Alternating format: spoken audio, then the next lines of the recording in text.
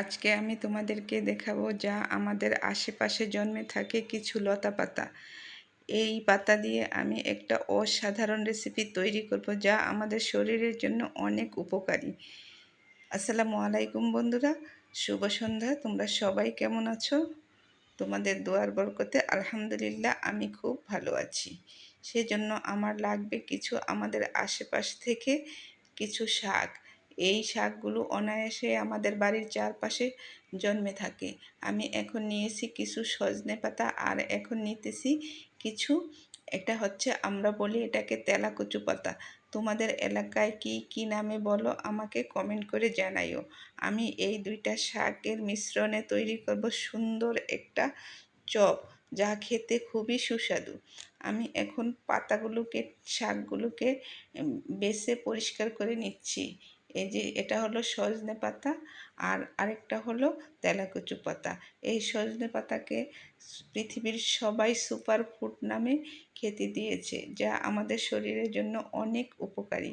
এই তেলাকুচু পাতাটাও আমাদের শরীরের জন্য অনেক উপকারী, আর যাদের ডায়াবেটিস আছে তাদের জন্য তো আরও উপকারী। তাহলে বন্ধুরা চলো আমরা চলে যাই মূল কাজে। আমি এখন এগুলা ধুয়ে পরিষ্কার করে চিকন করে কেটে নিব। তারপর এর মধ্যে আমি মিশিয়ে দিব হচ্ছে কিছু মসুরের ডাল বাটা। যে ডালটা আমরা পেঁয়াজুর জন্য করে থাকি, সেই ডালটা এখানে কিছু মিশিয়ে দিব। তার মধ্যে দিয়ে দিব হচ্ছে পেঁয়াজ কুচি, রসুন কুচি, আদা বাটা, রসুন বাটা, একটু ধনিয়ার গুঁড়ো, জিরার গুঁড়ো, পরিমাণ মতো লবণ দিয়ে সুন্দর করে একসাথে সবগুলো মেখে নিব। তারপর এরকম ছোট ছোট চপ আকারে সাজিয়ে নিব। এখন আমি এটা ডুবো তেলে ফ্রাই করব।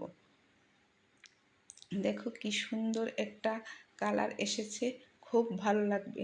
অনেক ফ্যামিলিতে বাচ্চারা শাক খেতে চায় না, আমরা যদি এভাবে বানিয়ে দিই তাহলে অনায়াসেই পছন্দ করবে।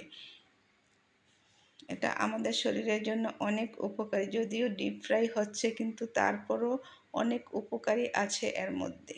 চাইলে তোমরা শ্যালো ফ্রাই করতে পারো, অল্প তেল দিয়ে অল্প আঁচে আস্তে আস্তে করে ভেজে নিতে পারো।